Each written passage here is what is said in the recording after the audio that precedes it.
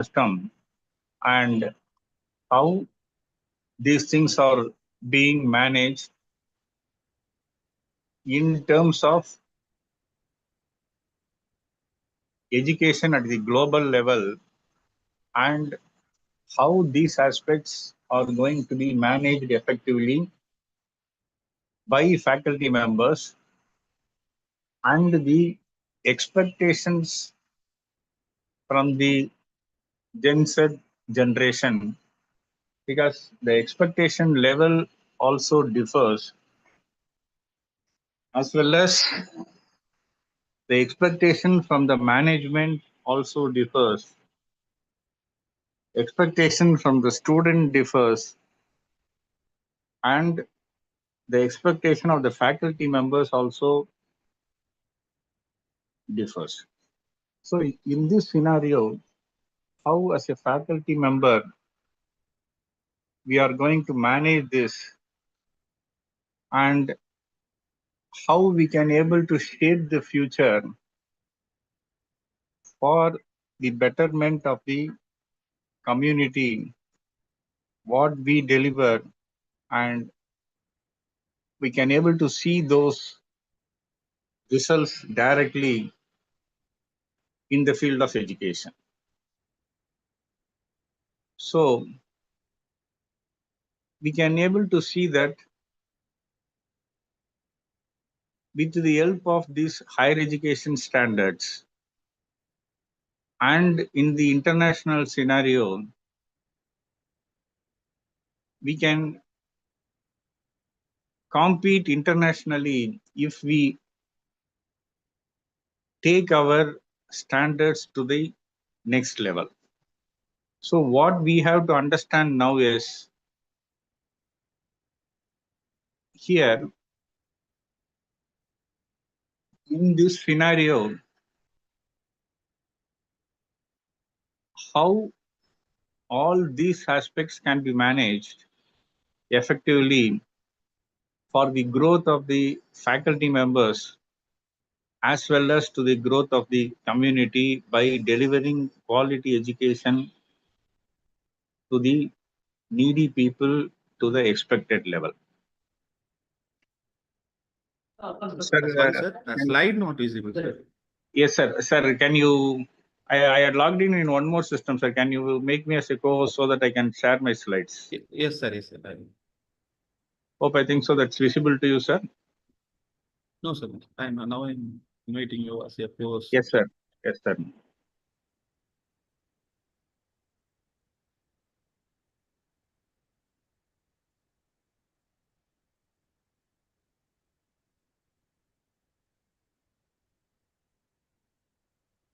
Just 1 second.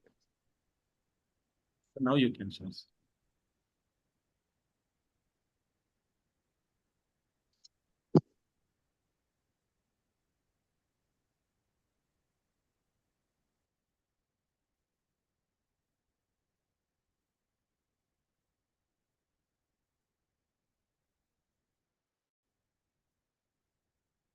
Sir, the screen is visible? Yes, sir. Now it's visible, sir. Yes, sir. Thank you very much, sir. So, what is the expectation from the various stakeholders as well as the beneficiaries, and the role of the government in delivering this quality education? So here, it is an opportunity for all of us to be here on the seminar on the future of higher education, the global trends and predictions. So we can have a small discussion rather than having same presentation. We can better say we can have a small discussion so that everyone can say their perspective and their expectation from this small interaction things. So coming to quality education, we can able to see that it empowers the people as well as it empowers the individuals, and also it empowers the society. So this is what the real education means. That is why leading educationalists say it is not only the content what we are delivering. So nowadays it becomes so mandatory, and it is going beyond the education, right? Because the students, the learners are also saying that every content is available in the internet, and so they are expecting a different perspective, a different vision, a different thought, a different way of presentation, so that it is visible to them and they can able to see how these are going to affect and change their future. So here what we can able to see is the faculty members are being treated as leaders, and the leaders of the academic institutes, the administrators of the academic institutes are facilitating these faculty members in order to deliver the quality education to the needy people. So rather than saying it is only transferring of knowledge, it is very clear that it is not merely transformation of knowledge. We have to transfer the skills, we have to transfer discipline, we have to transfer the learners and the expectations of the society, so that they can able to face the future without any hesitation and with confidence. So nowadays it becomes a data driven decision making. So there are volume of data available. So once when you look into say uh, uh, everywhere now data is available, it becomes the responsibility of the faculty members to read those teaching facts and cultivate the knowledge of how we are going to interpret that facts to the enhancement of the students. So we can see that quality education involves the first thing called as critical thinking. So you must be a thinker of different level, which a learner every time has to come and attend and come and learn from the faculty members, and it has to be a challenge for them. In order to make it challenge, a faculty member has to prepare extensively before going into the transformation process. So that is why even we can say that for a 1 hour class, a faculty has to prepare at least for 3 hours. Understanding the real content is one part, and the delivery mechanism is another part. And the third part, which is called as the interaction, getting feedback from the students, from the learners, and learning it and making sure that what is expected to be delivered is actually delivered. So the concept of education is now transforming, and we can see that everywhere we are talking about transforming the education with a vibrant knowledge society, because a lot of educational institutions are coming up according to the need of the population. It is required and it is relevant also, but in order to compete and in order to sustain, one has to improve on the quality day by day by providing high quality education in a holistic manner.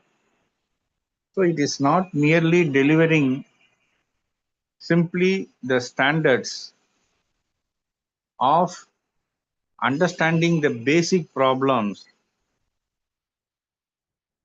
and you have to link the theoretical aspects into the regulatory framework.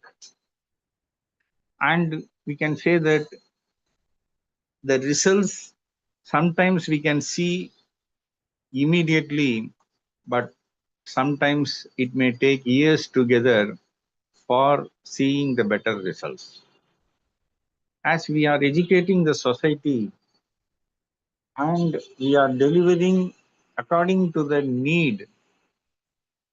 So people at higher level, say for example, the syllabus framing leaders, where they are all said to be the educational academic leaders who sit at the next level and design the curriculum, keeping the current need on the mind and having a wide exposure of the societal need. Yes, yes, madam. Hello.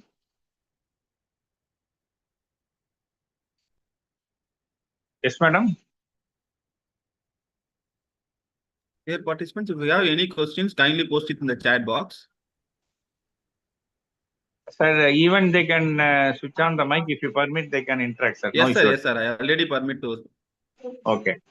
So, sir, madam, if you had any questions, any interaction which you would like to share, because all are experienced over here.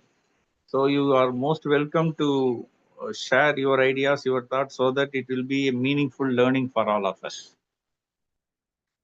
So, if you are busy with other work, kindly mute and do not disturb others.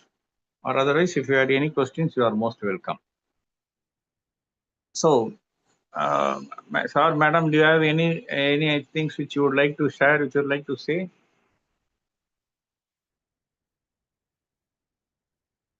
If nothing, we'll take it forward. So, the regulatory framework has to encourage the commercialization. Can you understand? The here commercialization of education means people interpret in a different way. It is not profit making. Education as a sector is said to be as a services sector, and mostly it looks into not profit, but without earning much, not in terms of profit and investing the money in some other business. In order to invest in the future for laboratory expansion, for collaborative expansion, for expansion of infrastructure, those money earned will be reinvested and spent to the need of the society. So once when you come to the next level, we can able to understand how these things operates in a different manner and the improving the quality by ensuring good governance and financial stability. So kindly understand here, the financial stability is also required in order to grow the business. It does not mean that that is one of the aspects to improve the quality of education as well as the educational outcomes. And if everything is transparent, we can see that the global competition, we can able to survive easily and compete in an international manner. So now what we are looking is, it is a student centric system with much flexibility, and now we are going ahead. Now we are moving to the next level of making the education system flexible. We don't know how it is going to be effective, but anyhow, we have to make some trial and error, like new subjects we are introducing into the field of education. Like even there are a lot of arguments saying that the AI is going to revolutionize every business. But we have to think whether AI is going to revolutionize education system or not. So we can see that revolution and new technology is always having its own impact. And now we are trying with multiple entry and multiple exit system. Here, the student must be knowledgeable and he must be given the privilege of taking these aspects and collaborate with the society so that a person who is really in need of such a system. So kindly understand all these things are implemented only for the benefits of those who are in real need of it. We are looking into multiple entry and multiple exit system, and it is in the implementation basis, and also focus is much given on multidisciplinary approaches. A learner may be a specialist on one of the subject, but has to learn the coordination, the relationship, the association that subject is having with link with other subjects too. So what we have to understand is it is a conceptual understanding. We don't want to be an expert in all the fields, but a minimum knowledge is required, and the better understanding of the subject matter is highly appreciable. And definitely, in order to see the outcome of those subject content, if one is much familiar about those systems, then only the real meaning of the educational outcome is measured.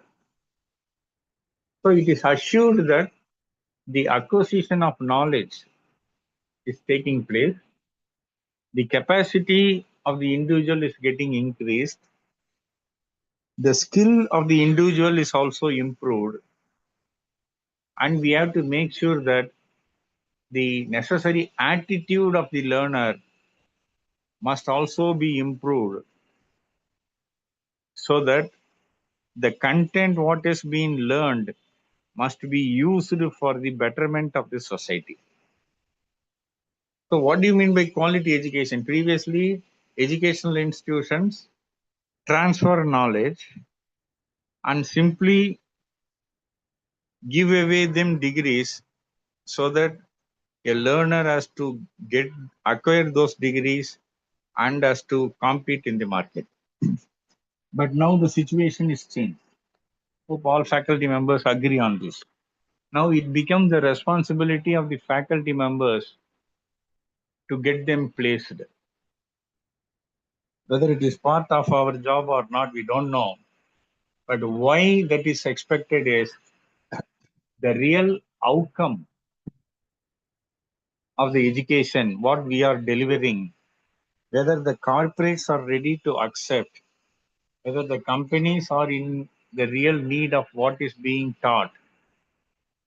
So what I transfer to my student, my learner, with that acquired skill, with that acquired knowledge, whether my student is capable of competing in the market.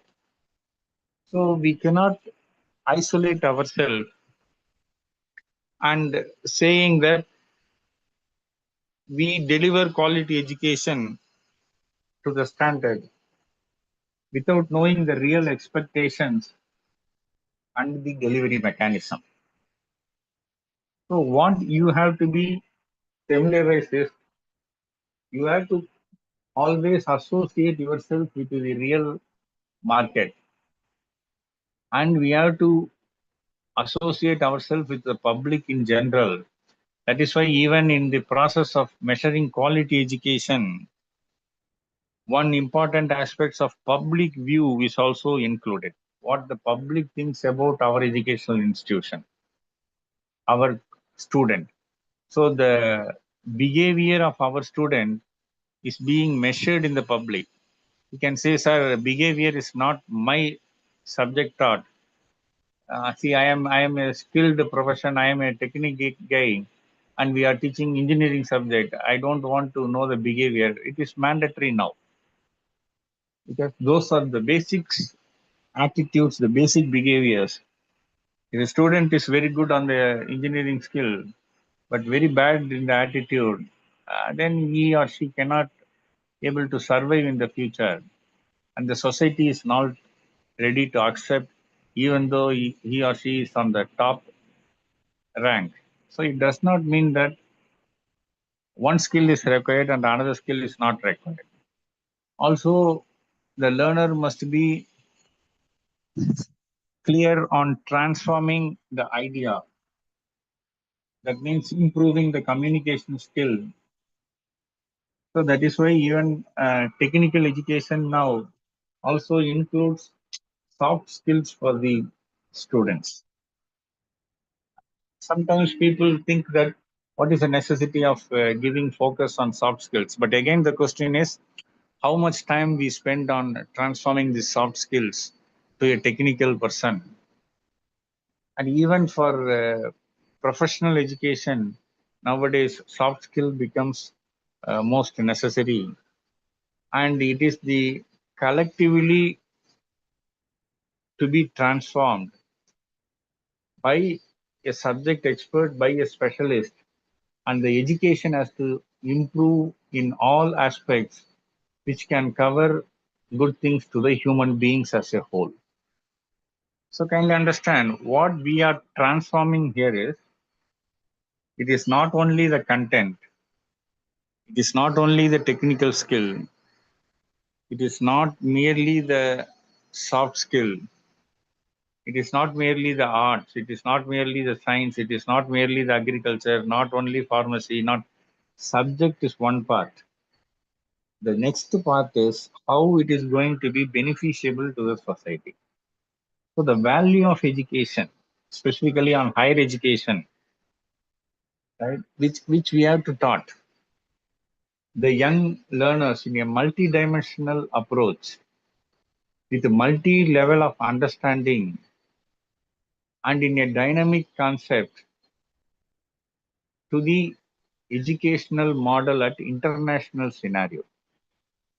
Because with the speed of connectivity, now people move from one place to another at less time, and it becomes a responsibility of the person who is moving from one place to another place to adapt to that culture and to adapt to that environment with less time so that he can able to get the required outputs and what is really expected. So the understanding from different groups and the understanding from various stakeholders in the field of education has to be considered, and those inputs are to be taken while transforming the knowledge, because it has to be very clear on the vision and mission. That is why we can able to see every course what a learner is undertaking must have a clear outcome of those subjects. Previously we say subjects, papers, whatever name we give. Now they are naming it as courses, and the overall picture they are giving it as a program.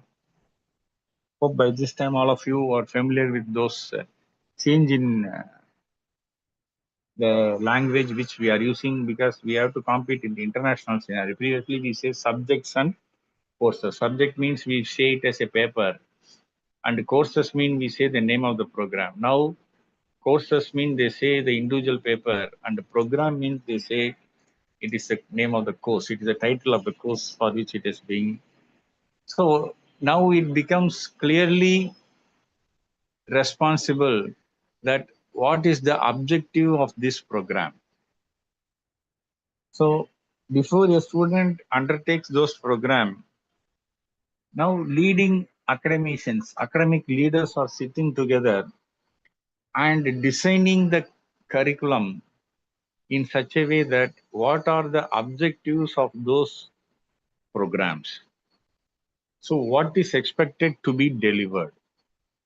So now as a faculty member, it is my responsibility to pick up a course and understand the deliverable outcomes. So even they are saying every outcome must be measurable and data has to be collected, which again has to be transformed as an input for further analysis. So here, next time, the same course may be handled by a different person, but those inputs are considered and evolved into a scientific manner, which brings better results and understanding. So, the faculty member, before taking up a course, has to clear that he has to take necessary steps for building such outcomes to improve on the quality of those outcomes. We have to understand betterment of those process and deliver that outcomes. So even the evaluation pattern, how those outcomes are going to be evaluated, are already framed and designed in a systematic manner, and the specific patterns within a system, within a program, or we can say within a discipline. Kindly understand the quality defined by various perspective and various angles, but here it is the freedom of the faculty to take up any method of transforming this process and understanding from different groups those who are really interested and involved. That is why even few institutes are inviting subject experts. Say one unit is dedicated for expert interaction. So that means in that no questions is possible, but few institutes have designed it as recent trends in the subject matter, recent scenario. So the last one unit, or even we can say at least the last one module, is given for a expert on that field to come and transform what the society is using that subject matter expert, and how that subject expert is handling those for the corporate scenario. So here the input is clearly given, is clearly defined by leading academic experts, and the final outcome, the corporate expectation, the corporate usage is also being delivered. But here the faculty members are given freedom. They can deliver all other content according to the necessity and the expectation from the audience. So it is an attribute of the academic world that has to be evaluated and recognized. So kindly understand, those days have gone where we are not ready to share our content with others. Now, if a course is allotted to a faculty member, he or she can browse and take up the content of the same course, how other universities are handling it, or how other universities are treating it, and going one step ahead. Few colleges, few universities are encouraging the student to take up the same course in online, subject to both the course content are almost similar, so that the role of the faculty member becomes easy. So what we have to understand is, if we give more responsibility to the learners, a faculty member will be more comfortable, so that the knowledge, real transfer knowledge may takes place. And it is the scenario for which you have to do extensive homework and transfer those knowledge. So it is not merely classroom learning. So now students are also learning from all possible perspective. Even they are learning from online materials available, the books, journals which are also available to them, the online contents available with their seniors, with their peer groups. So they are learning from different angles. And the usage of those content is to be fine-tuned. So the responsibility of the faculty member is to accumulate and share those content in a systematic manner so that the learner can understand how to organize it and how to effectively use the content what the person has learned. So the maximum possibility of collaborative learning. So the emphasis is given on improving the quality and giving more possible knowledge transforming process at a controlled expenses.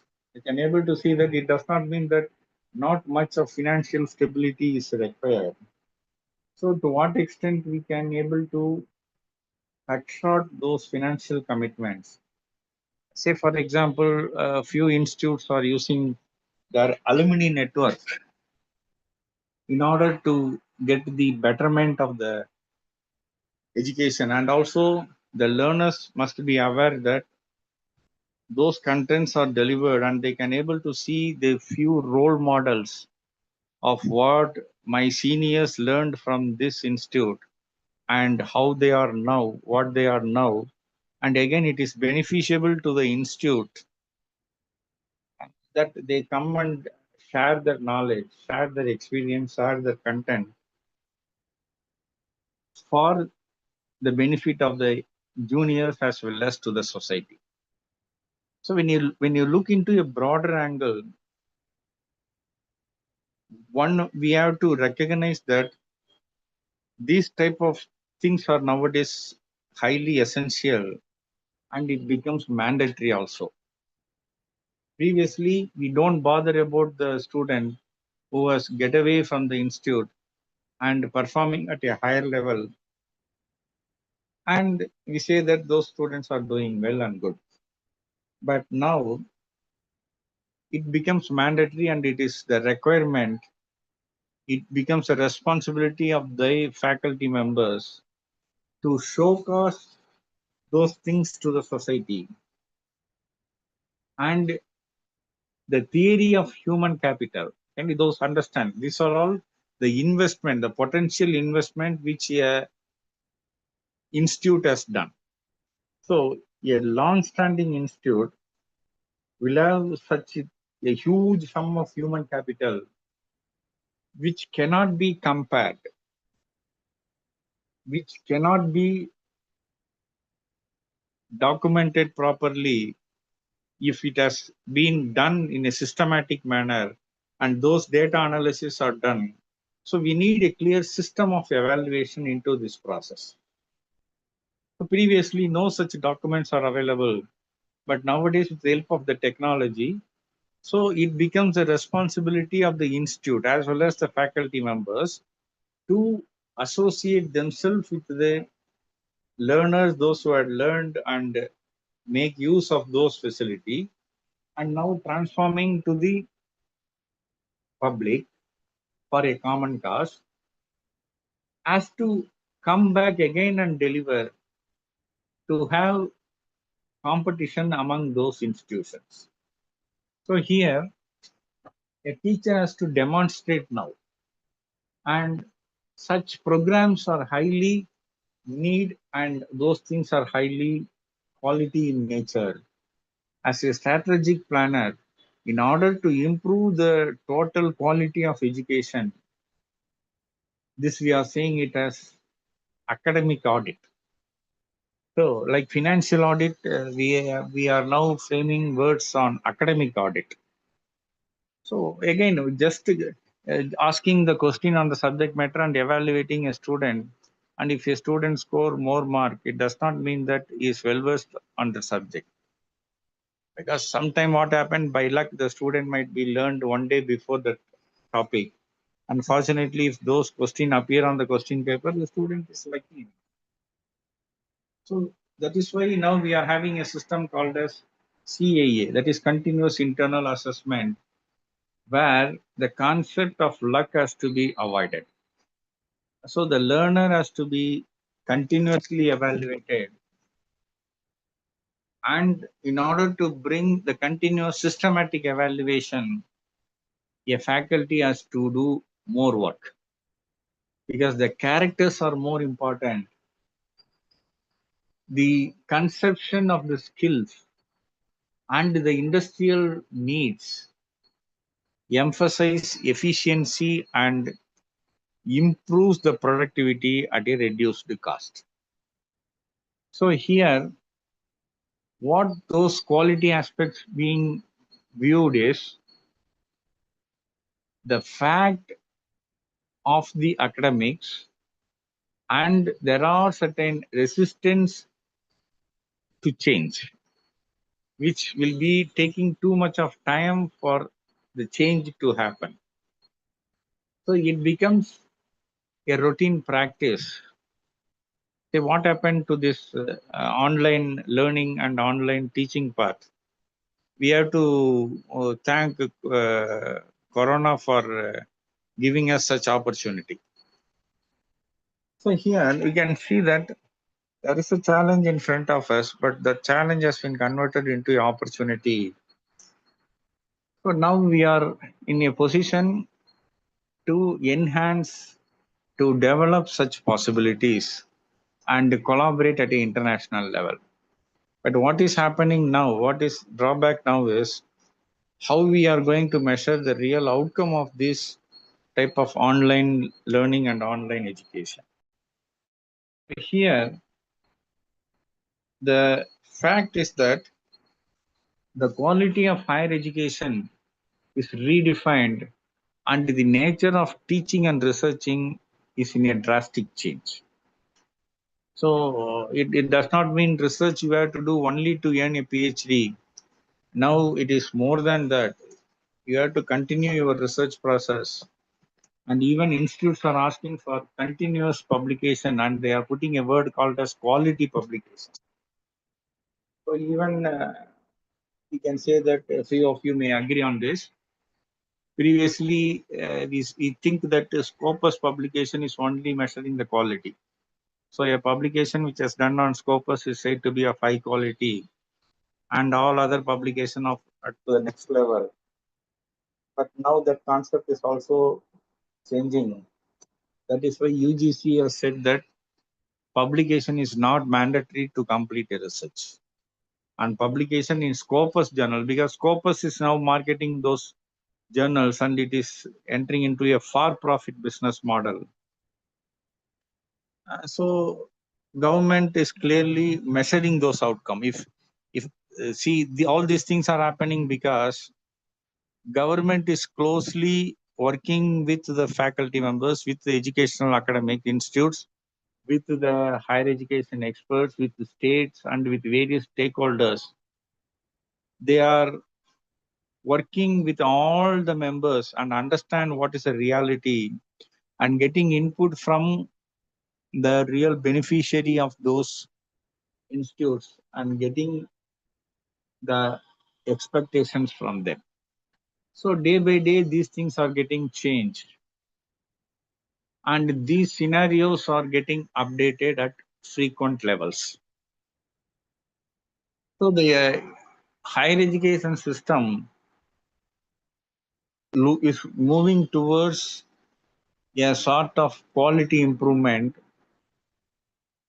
including better access to the public.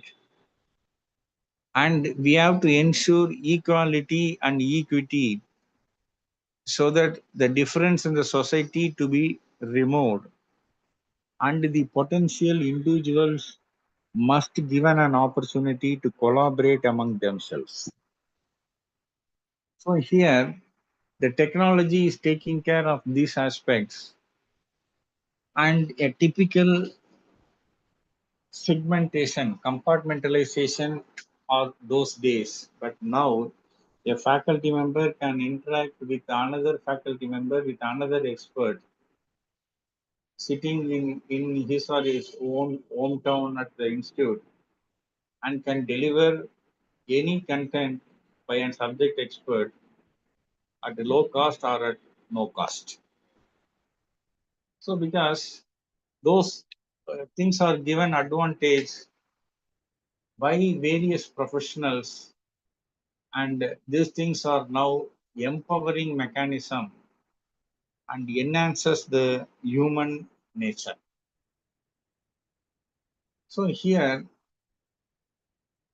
the international expectation, we cannot ignore those expectations and delivery mechanisms, and the social and technological industrial revolutions that are taking place around us. So, in the existing multi-facet education system, we are in the process of rediscovering the learning methods. So, how I can able to deliver the real expectations by the learner? See, here, if you want to be on the educational leadership, we have to think ahead. We have to think in different forms by which we can able to improve the quality of education at a improved level, and the concept of learning which gives way for the bright future. Sometimes the process may be a little bit difficult to follow. Like, Swami Vivekananda says, we want education system by which characters are formed. A leader must be a role model and has to build a character. That is why few institutes stick on dress codes, stick on the behavior of those faculty members as well as students. Right? It gives the strength of the mind is increased. So see, like Swami Vivekananda says, the strength of the mind has to increase. So we have to make sure that the real knowledge is being transformed and the content has reached the mind of the learner. So it is very difficult to find the real learning happened to the learner, but it is a responsibility of the faculty member to make sure that the intellect is expanded and by which one can stand on one's own feet. So, like Swami Vivekananda said, we want that education which strengthens the mind is increased, the intellect is expanded, and by which one can stand on his own feet. So, a faculty has to transform, and he must be a leader. So, a student, a learner is viewing a faculty member from different perspectives. And if a faculty member is demoralized or demotivated, then it becomes difficult for him or her to motivate the learner. So it becomes the responsibility of the management, the academic leaders, to make sure that a good environment is created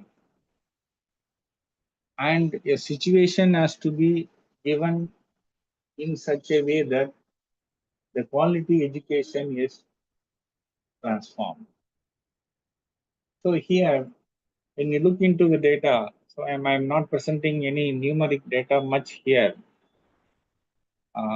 which you can just browse as faculty members who are all experts into this, right? We are not presenting much data, but when you see gross enrollment ratio, it is comparatively good, but we have to go a long way. There are huge differences between states within India, and those difference has to reduce, because if one state improves a lot and if the other state is not improving, it is not a growth. Growth must happen systematically and in all perspectives. So it is the responsibility of the higher educational institutions as to learn in a systematic manner and must deliver the expectations to the relevance of the society, as stated by Steve Jobs, right? So, how faculty members are recruited?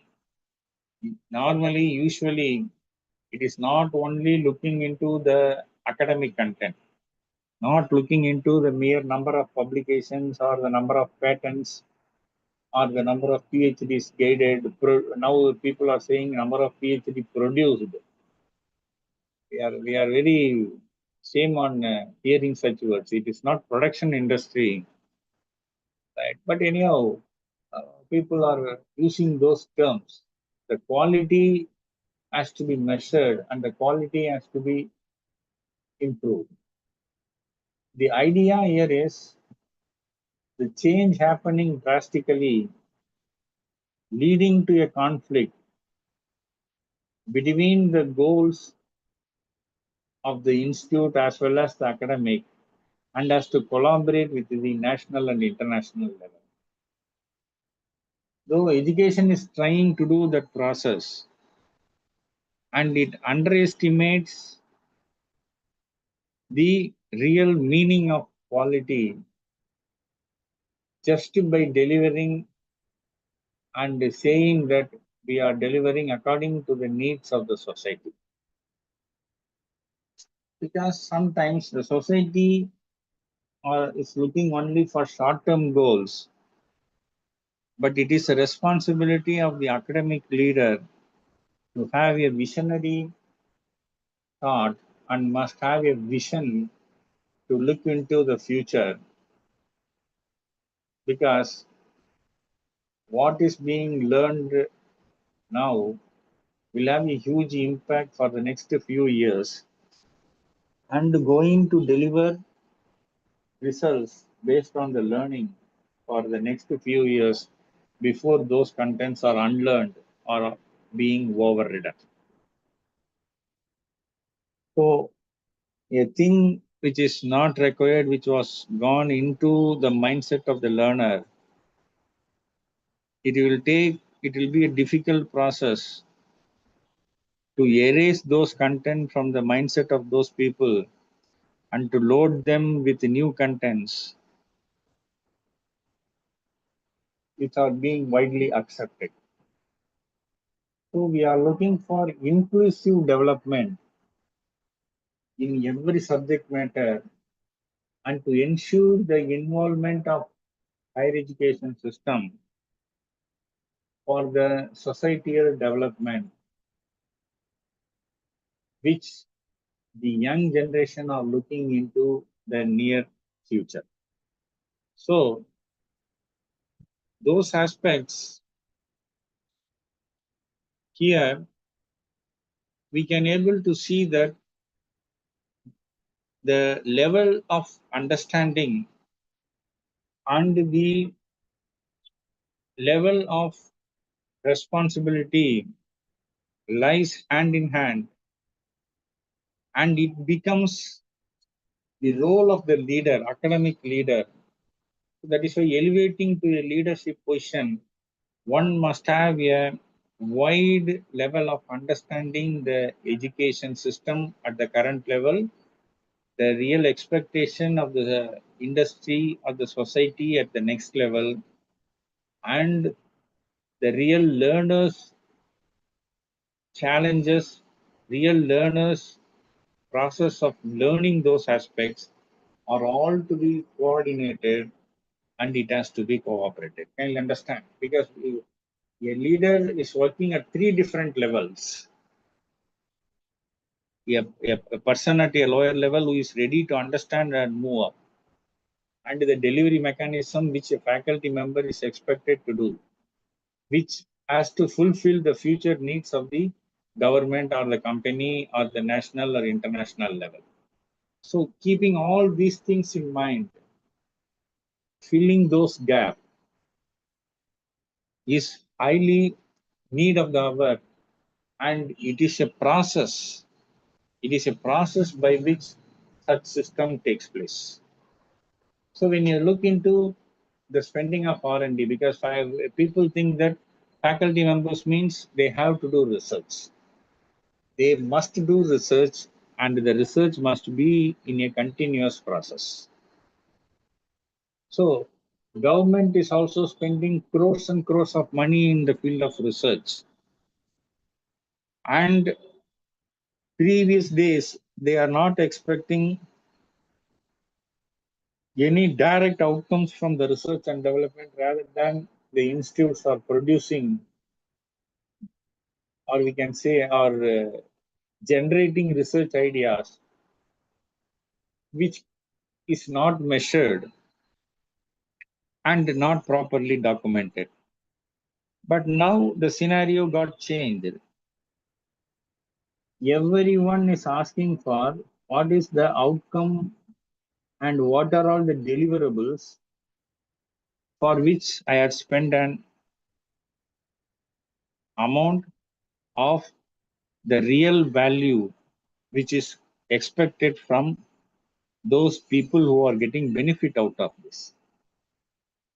So now it is not easy to just take out the benefit of those things without delivering what is being expected. So looking into the research and development spending, what is expected is getting quality output is the requirement. So can I measure it by terms of publications, or can I measure it in terms of the number of PhDs research graduated, or shall we measure it in terms of the outcomes by which the number of patents got documented? How those things can be? These are all the various views of measuring those outcomes. But more than that, what is the real knowledge transformation which has takes place, and what is the real value addition which the beneficiary has done? So here, what one has to understand,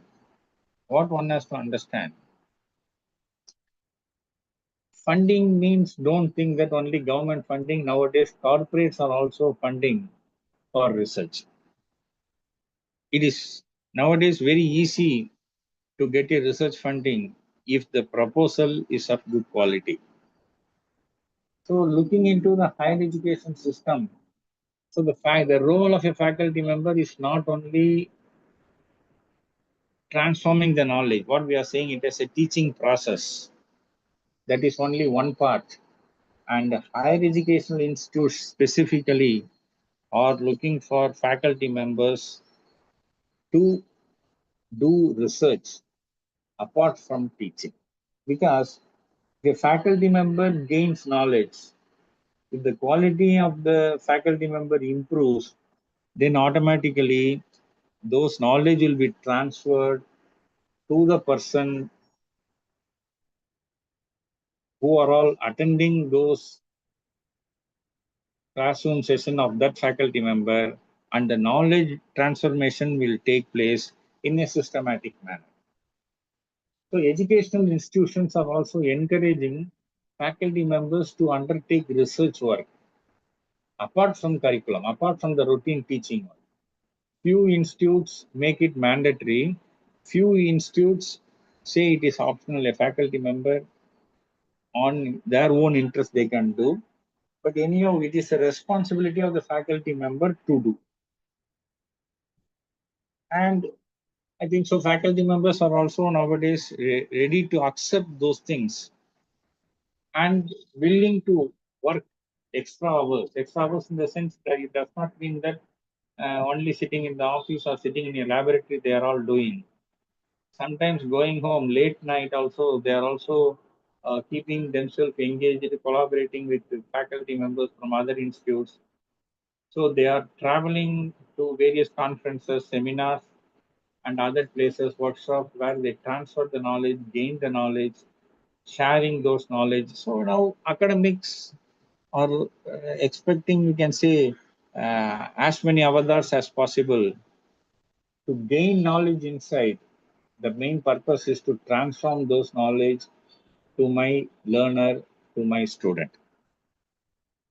So here, what we have to learn from this is the R&D spending is not reduced, but only thing it is reduced, but expecting the deliverable outcomes. Right? The government and the private bodies, in terms of public-private partnership (PPP) model, they are ready to give funds to research. There are certain thought-provoking research. We are not focusing into that because there are few research which are like say for example like Ramanujam and Sir C.V. Raman, those people who have done, which gives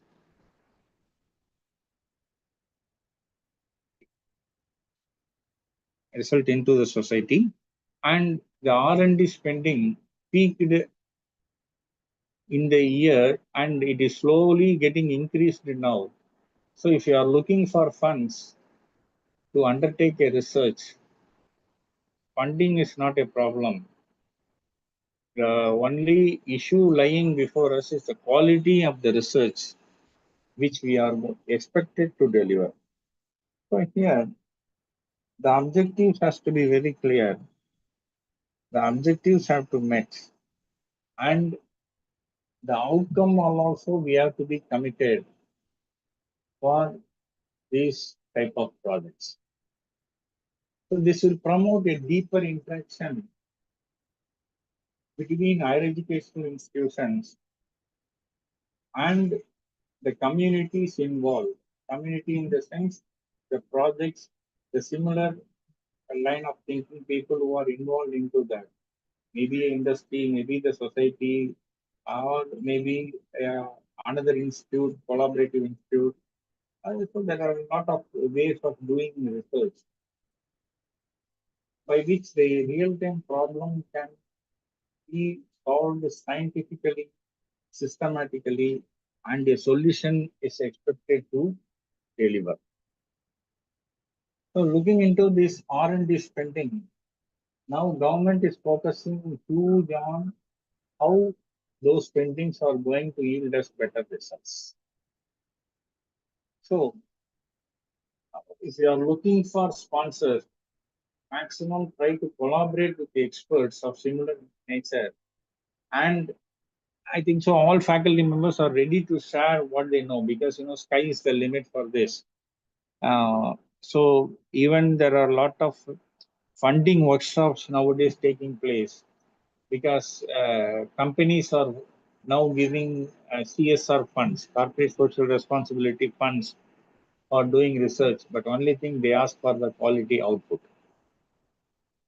Government is spending on this. Various states at various levels they are spending on research and development, and few institutes are also have their own funds for spending.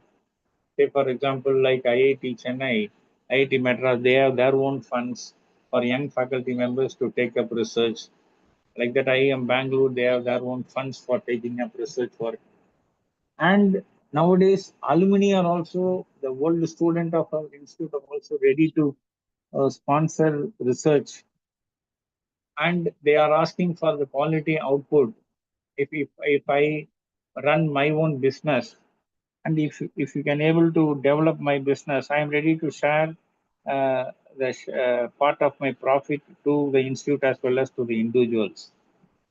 Like that, there are a lot of government funding agencies. I think so. Most of you are familiar with those process. So, looking into these aspects, how and where these educational institutions are mapping themselves in a systematic manner in order to develop those community in a mutually agreed interest and interaction, thereby finding a solution. So here kindly understand, we have to be very keen on understanding the real-time problem of the society and address those problems. That is why higher educational institutions are giving autonomy. We are having university system, autonomous system, and full freedom is being given to institutes, because sitting at one level, one area, I am not in a position to say this is how you have to operate. So we are giving you full freedom to the institutes, and the institutes in turn have to take it in a right sense, and they have to collaborate in a systematic manner in order to deliver the expected result. So the higher educational institutions can also engage with local communities to make curriculums, to make, to design courses, to have the various levels of understanding and achieving the goals as expected by the government at a higher level to the national and at the international.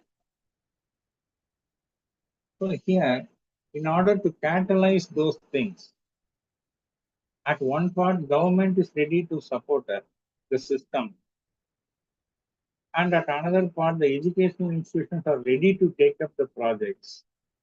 So now it becomes the process to encourage the natural process of knowledge transformation for the betterment of leading policy formulation and to the societal developments.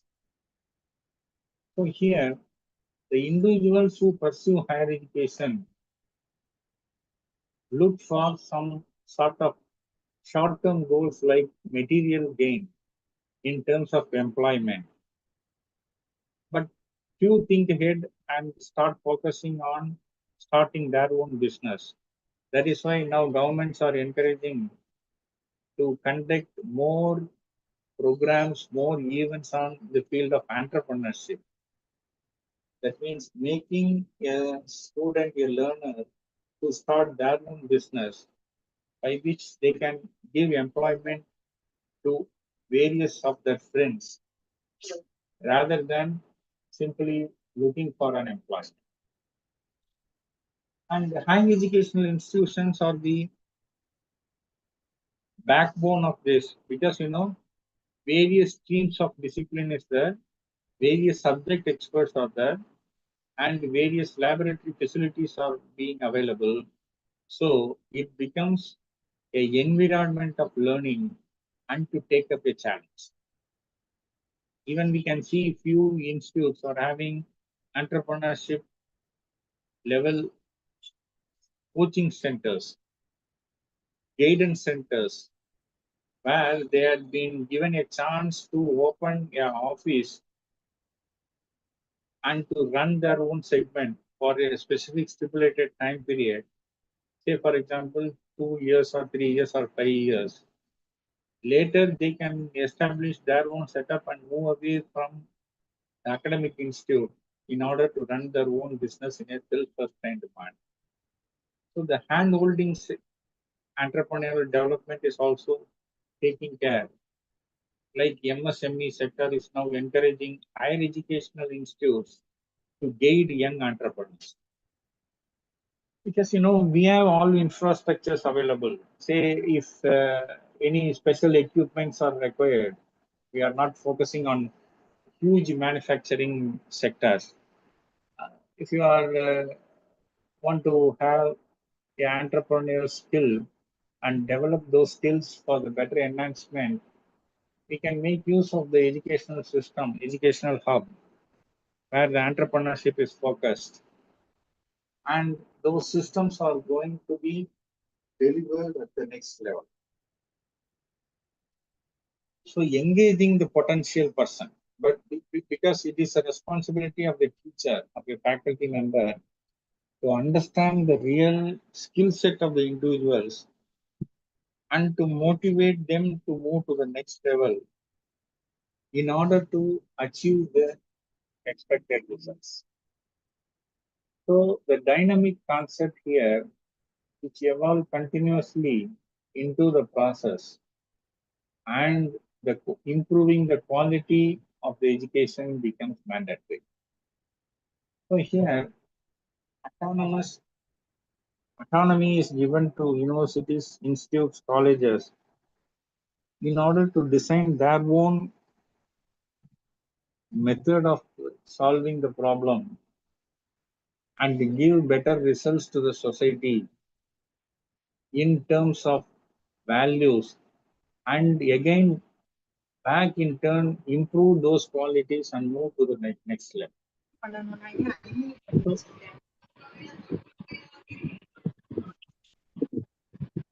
Yes, ma'am.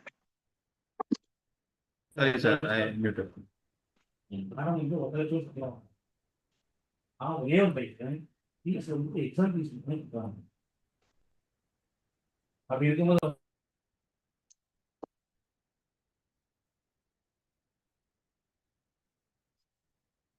Hello.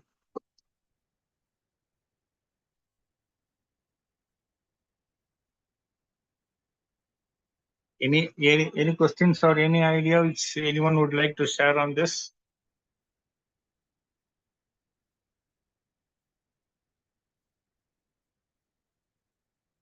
Then because for the past 1.5 hours simply I am transforming the content. Would like to add anyone, any participant would like to share your ideas, thoughts on this?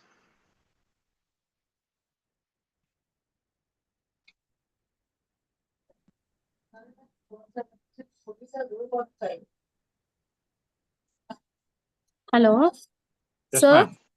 Yes, Yes, madam. sir. I want to ask one question, sir. So, Yes, like ma'am. that, yeah, saying so everything is funded and that fully they are the government allocating the funded and then also, but the we are uh, doing any PhD work or research work and we want to publish our paper and that paper it's very fully without any plagiarism we prepared the paper and uploaded there, but they charge very high amount, so and that so we are not able to affordable that much of amount and we are not getting like that the salary it's related to that, and how we can publish the paper, sir, in the reputed journal and the authentic journal. Okay, madam. Yes, madam. So thank you. Can I know your field of expert? English, sir. English. Okay, fine, madam. So thank you very much. So kindly understand nowadays most of the institutes are discouraging paid publication. Okay, but from the journal perspective, what they are saying is in order to maintain the review process and to maintain the printing cost, we are charging from the authors. But there are few journals which are paying royalty to the authors if the work is of good in nature and delivered the expected results. So kindly understand, as you rightly said, you have to avoid plagiarism, but looking into the quality of the papers, right? To begin with, what you have to do is there are a lot of open journals available. People have a different perspective. So anyone have different view, you are always welcome. What we normally encourage is first to gain popularity and say that I am a field expert into this area. May I know your name, madam? Sasireka, sir. So I would like to say Dr. Sasi Rekha is in the field of English and is from this institute. First, I have to establish that image on the academic field. So anyone working on in the field of English, say for example in the field of poetry or in the field of storytelling, specifically in the field of English, must be aware that there is a person called as Dr. Sasi Rekha from this institute who is continuously working on this scenario.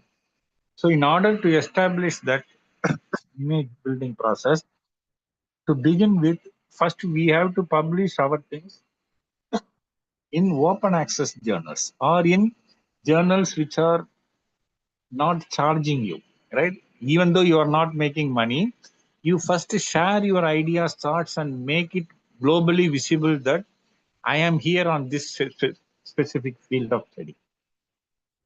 If it goes over a period of time, automatically we know few people, those who are being invited to give a write-up for which the publishers are paying to them,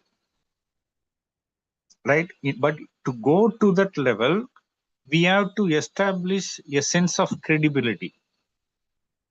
It is not possible to do it immediately, right? Looking into that person, if I jump directly into that, then the publishers may charge me. So that is what is happening nowadays. That is why UGC also removed Scopus publication as mandatory for PhD completion. But there are different level of argument. So what does quality mean? So here can I say that is why UGC has also abolished the UGC CAR list of journals. I think so all of you are familiar about those things happening at the government level because Very well said. people are, yes, madam. Okay. Hello. Dr. Sachilekha ma'am.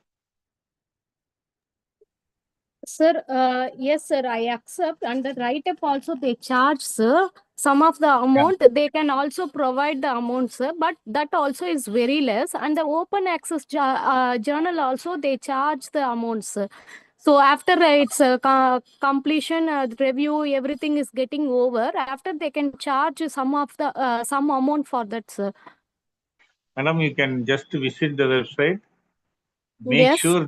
Make sure that which are the journals which are charging, because nowadays even we say in all the programs we say that writing They an article. mentioned only the USD amount, sir, like that USD 1,600 rupees Madam, and 1,000.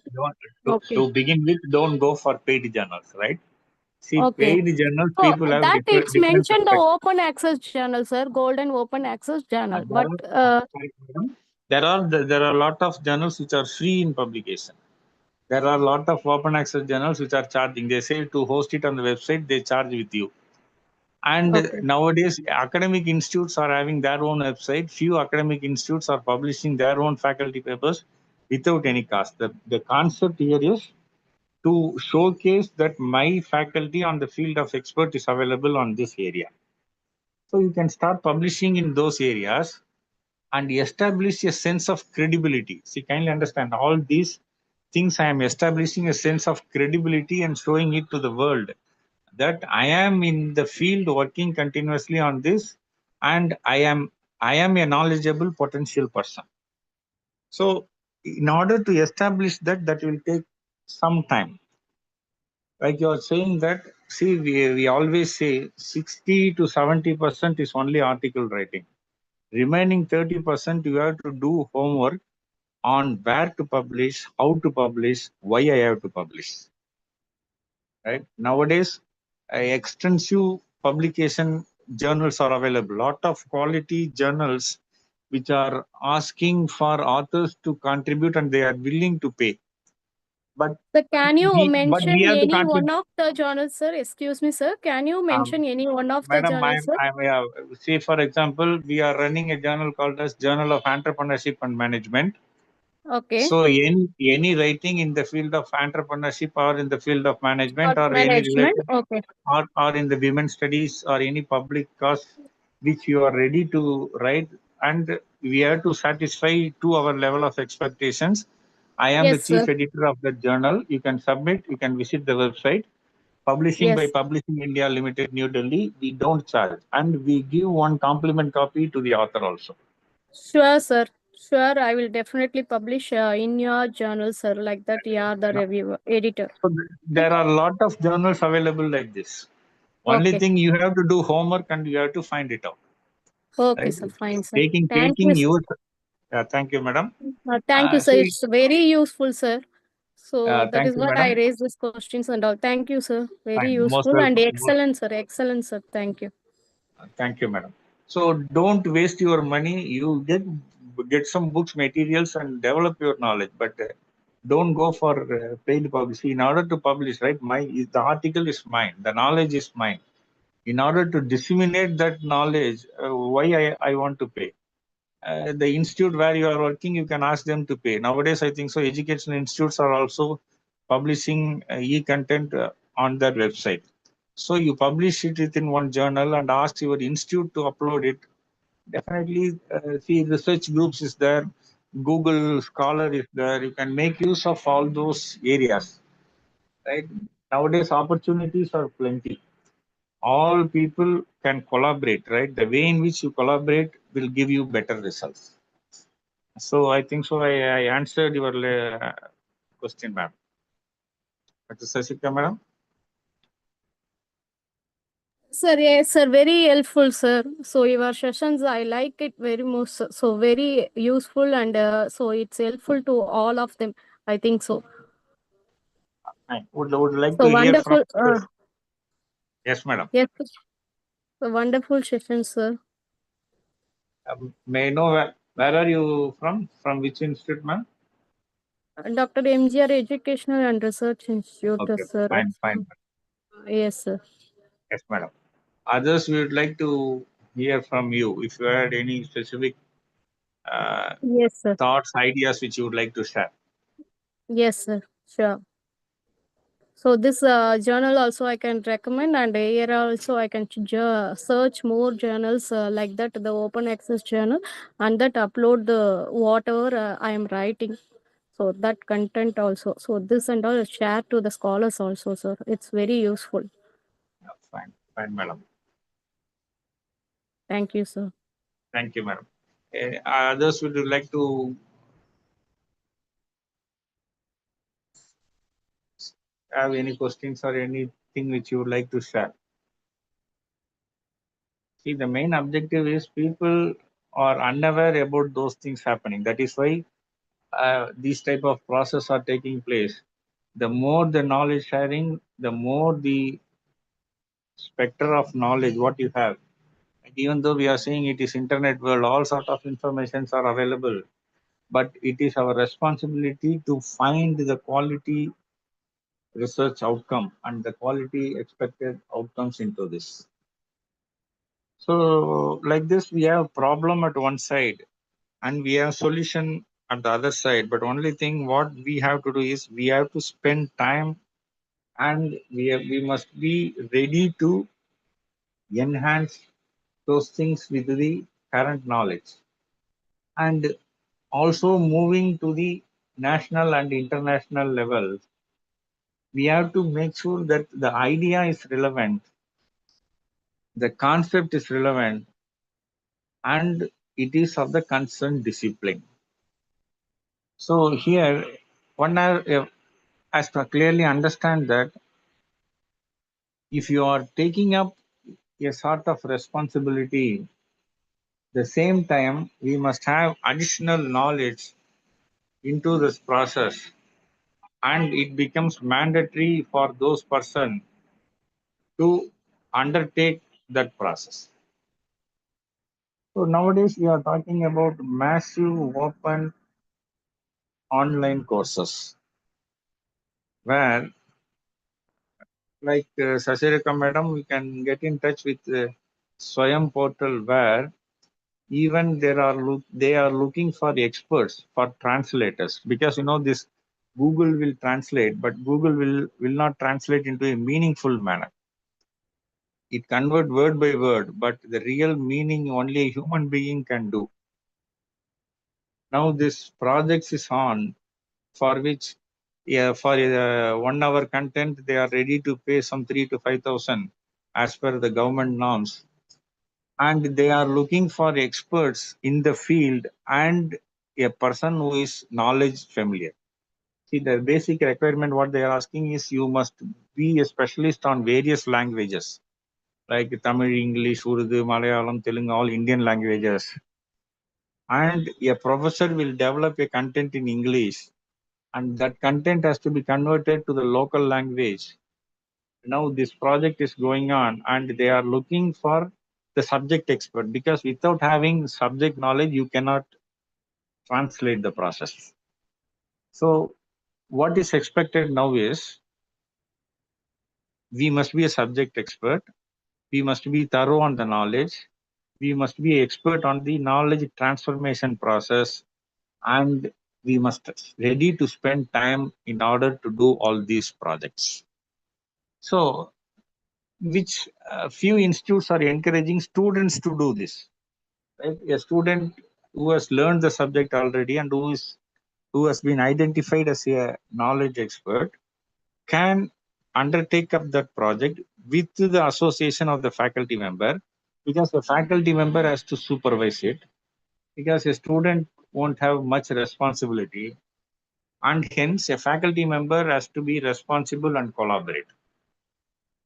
So here we have to guide the students in such a way that such method of process is happening, and they can also learn and earn, because this is the concept now they are working on it. Learn while you are earning. You can learn spending time, and you can earn spending extra time within the institute. And so what learners are looking for?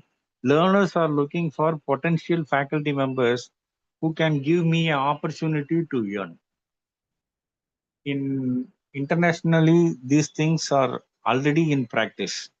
But in India, now we are slowly moving towards that model. So apart from the learning, there is no compromise on learning.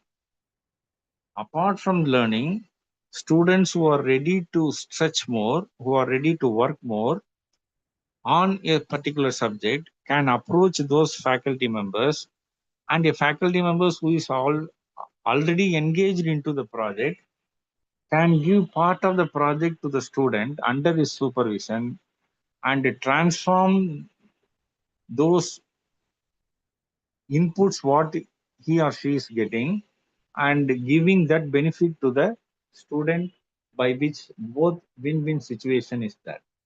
So the concept of education is now getting revolutionized. So here a flexible pattern of education, right? So we are, I think so all of you are familiar with this choice-based system. But even though only few institutes are implementing it fully to the fullest extent, but institutes are much familiar about this process, and students have given a wide list of subjects by which he or she can select his own area of interest and take up those classes, take up those timings also, and institutes will conduct those programs in a part manner in order to develop the skill and knowledge of those learners. So here we can able to say that the administration, the academic leadership, the academic honesty, the academic accountability, and the academic freedom are being properly utilized, so that the real transformation and the real expectation of the society takes place. So here, for which we need qualified faculty members, and not only qualified, we need professionally trained faculty members, and also we need proactive faculty members who are suited for the fast changing world. So kindly understand, it is not only the knowledge. So nowadays academic leaders are also looking into various perspectives. It is not only the research what has been delivered, it is not only the result. Say my class student 100% has cleared the subject. Okay, that is one part. I had done research, that is one part. I had published, that is one part. I had so many patents. Okay, fine. And apart from that, are you ready to collaborate with other faculty members? Are you ready to share your knowledge with others? And are you ready to work as a team of faculty members? Because it is not only my subject which is going to contribute. It is all where we are going to contribute and we are going to share our expertise knowledge. So the traditional system is moving towards a challenging environment, and the key drivers of those faculty members, I know faculty members who are all very keen, they get associate themselves with industries, with corporates, with funding agencies and bodies, and spend that time. That is why few educational institutes do not have the concept of attendance signing for faculty members. But a few institutes at lower level look into attendance signing, fingerprint, time management, everything, where the faculty members are not given freedom, or we can say the faculty members are misusing the freedom. So once when you start misusing, automatically then we have a system has to be established. If we create a system, then automatically we have a freedom of work environment where we can contribute, and the education system at a higher level will deliver. So here the role of the teachers, we can say the faculty members, teachers, is to driven on improving the quality of education in all means, in all possible ways, and in all possible direction. So even faculties are motivated, encouraged to take up part-time assignments, because if you, like say for example doctors, they have evening practices. So people have different argument, different thinking in that. If they practice more, they get knowledge more, and the more the knowledge, they deliver more. So doctors, by profession, they are encouraged to see the outpatients on all the institutes, because that is a real application. And the knowledge what they had gained in the morning, say for example, the outpatient OP time will be morning 8 to 10. So after 8 to 10, they have to take up classes, and all the students are also supposed to attend the OP between 8 to 10, getting assistance from the senior doctor. And 10 to 11, they have some break. And again, 11 to 1, they have classes where those real experiences, the knowledge are being transformed and shared, will have the real input, and the theoretical knowledge for improving to the next level is being delivered. So this is what is expected. Like that's the same thing. Faculty members, we can take up projects. We can allow them, but we have to go along with the system. Can you understand? We cannot question the system, because based on the freedom given by the institutes, or based on the professional caliber, what we can able to deliver, it will take some time for us to establish that credibility, right? The few faculty members have given freedom on timing, whereas others were being forced to follow the time, because it is the credibility and the quality what we are delivering back to the institute. So the sort of commitment and the experiential scenario what we are transforming in the classroom, right? So here in the process, the learners are continuously improving themselves, and they are ready for to take up projects in industry, and they are ready to develop their own projects, ideas for the real-time experience, and interact with the communities, because that is the most important part.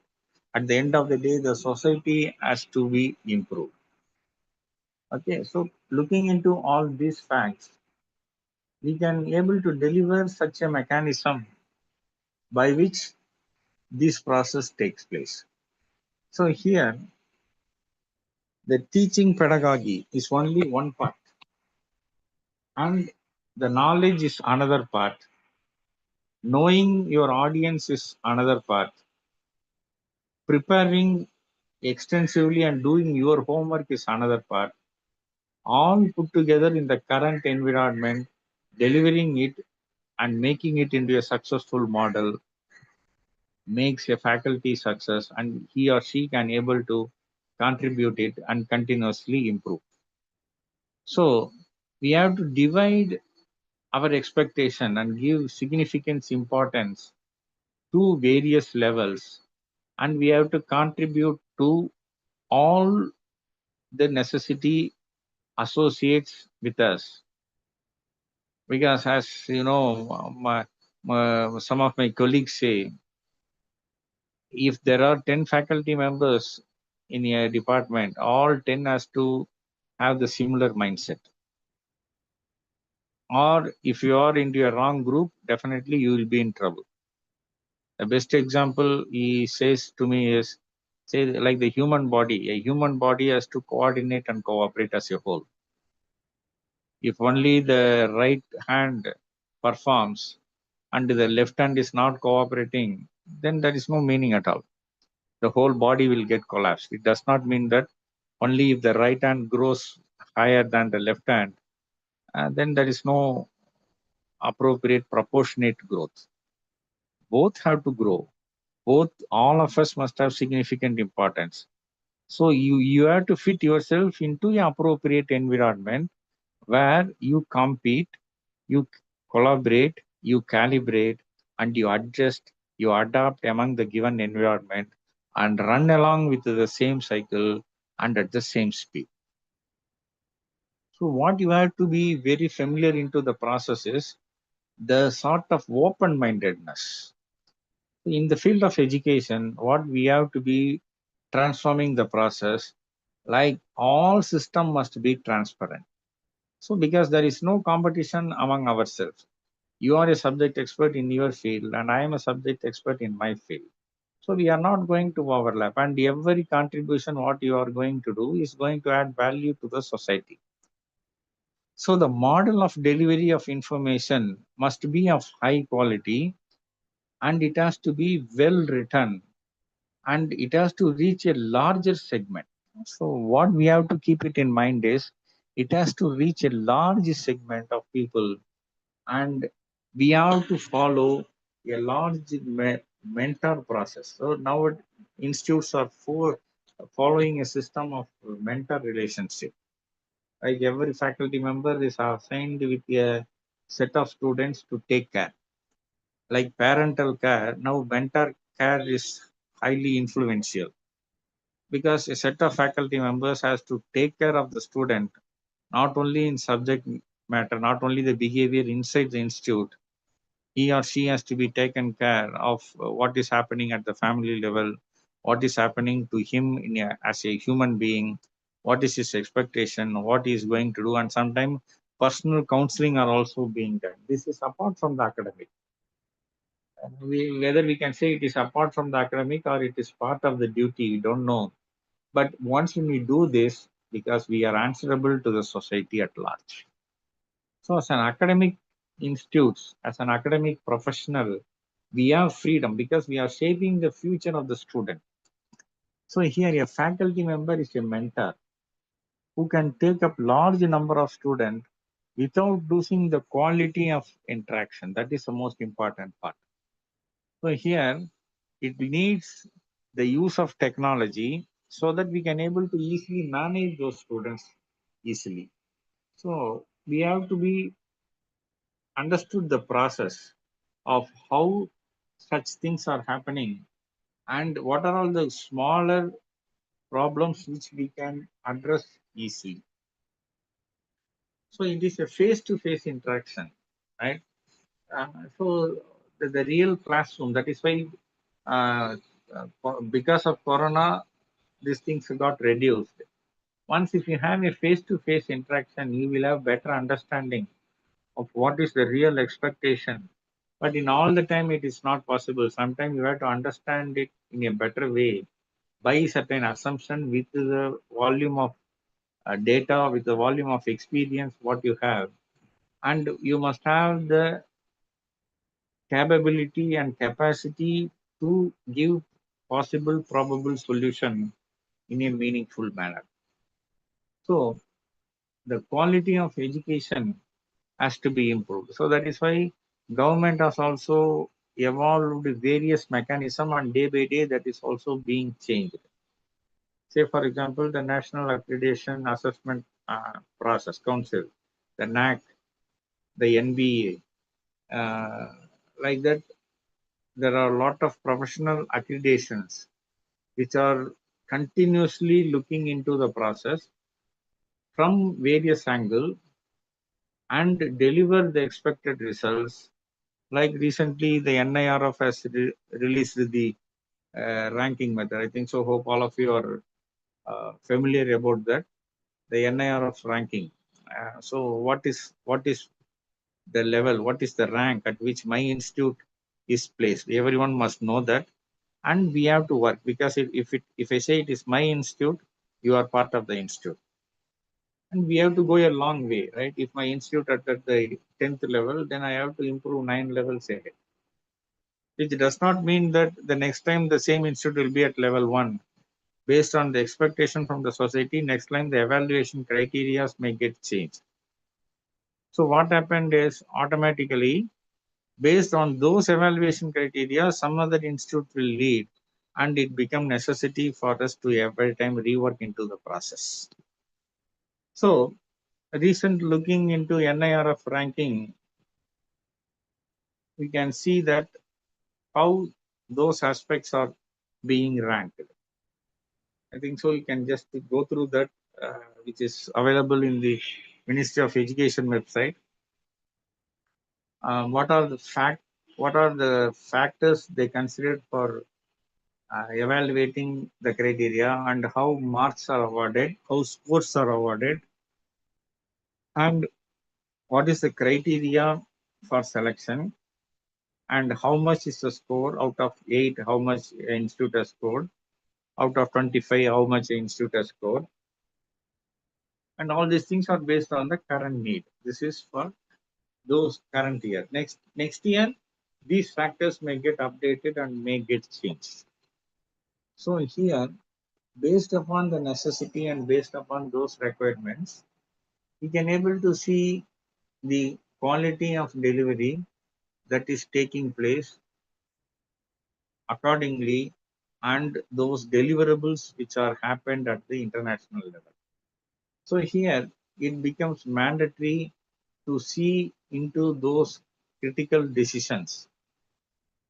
If my institute comes within 200 category, it means that I am contributing a lot to my institute. Can you understand? With all individual faculty members, with all individual contributions only, my institute is growing. So you have to understand the importance of yours, like, significance of your outcomes.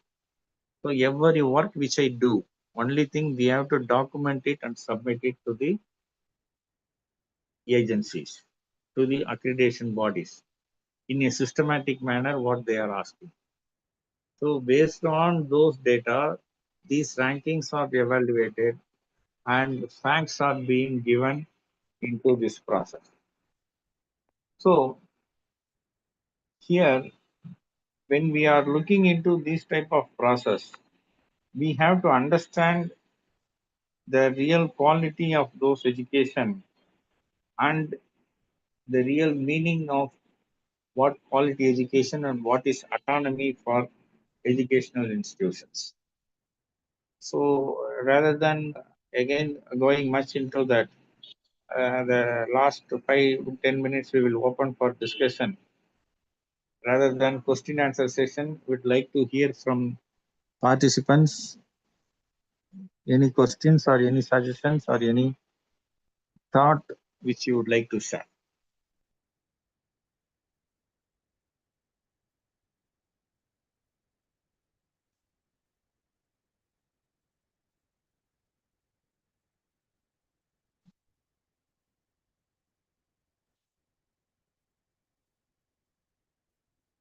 The floor is open for all, sir.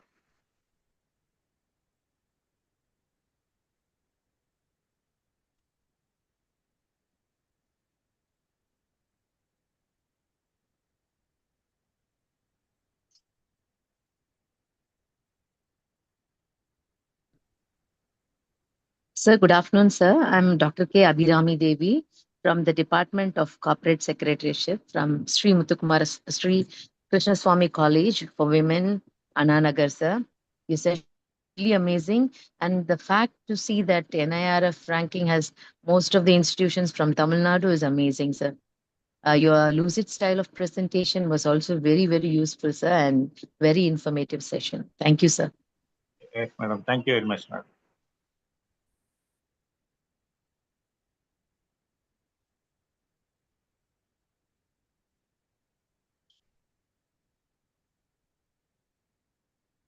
Sir, again, it is an opportunity for all of us to collaborate, right?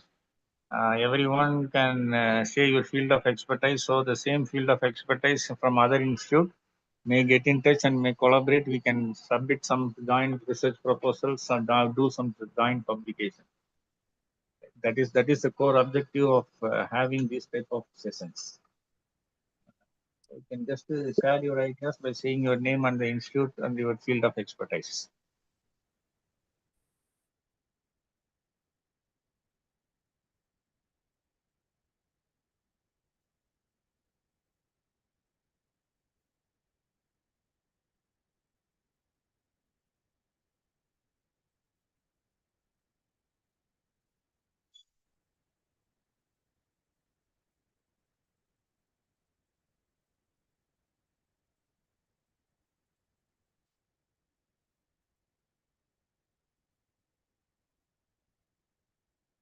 Sir, I think so. Lunchtime is nearing, no? Sir, sir, Yes, sir. so, if you have any question, dear participants, kindly post it in chat box. Otherwise, we can mind, sir.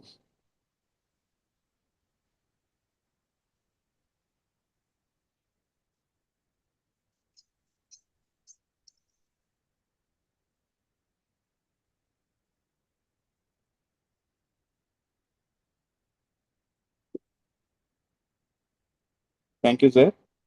So on behalf of the management and academic staff college, I would like to extend our sincere gratitude to Nagarajan sir for delivering on outstanding session.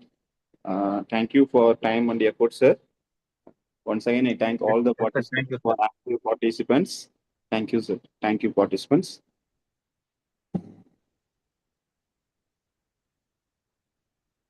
Sir, shall we wind up, sir?